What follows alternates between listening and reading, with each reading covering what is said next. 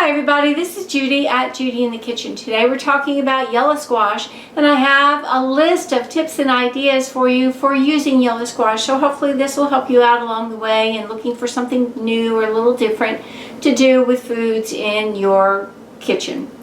Now this list is kind of long, so I broke it up into two parts. This is part one. I'll have a link to the part two video below and also to my blog post on this topic so you can see the entire list at one time if you want to.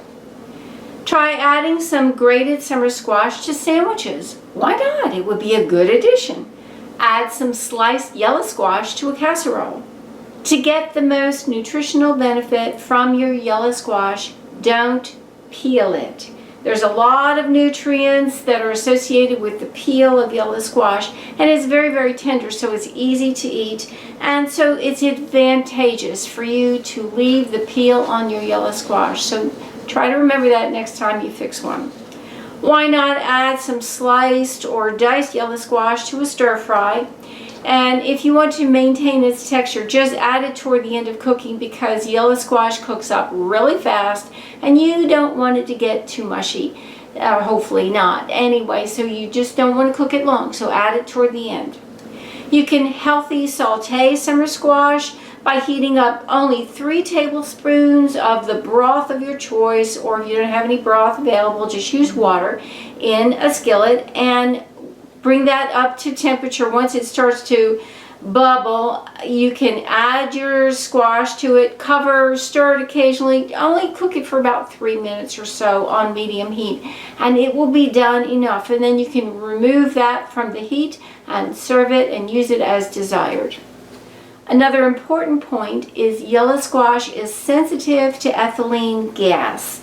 Now that's the gas that's emitted by apples and bananas and some other fruits as well. So it's best not to store them, whether it's in the refrigerator or out, preferably in the refrigerator, but don't store them near apples, bananas, peaches, lemons, pears, or any other ethylene producing fruit, because it will cause that yellow squash to age faster than it normally would if it was separated from them. And you want to keep it as long as you can. Enjoy an easy to make ratatouille by sauteing summer squash, onions, bell peppers, eggplant, and tomatoes, and then simmering that mixture in tomato sauce. Season it to taste and you've got it good to go. It will not take them long to cook. Why not slice your summer squash and serve it raw with your favorite dip, hummus, or spread? An important point here, frozen yellow squash will become very soft once it's thawed out. So to cook it, you want to cook it very quickly, very short time, in the least amount of water or liquid as possible to help to maintain that texture and keep it from becoming just a little pile of mush, okay? It's better texture that way if you don't let it become a pile of mush. And if you want to add it to other foods, that's perfectly fine, but just add it toward the very end of cooking to keep them from getting too soft, because really once they're frozen, chances are they've been blanched before they've been frozen. They're already cooked.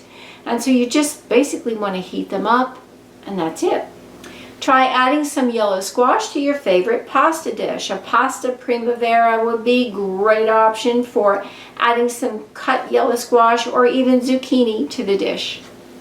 And why not add some raw sliced or grated yellow squash to your favorite vegetable salad? That would be an excellent idea.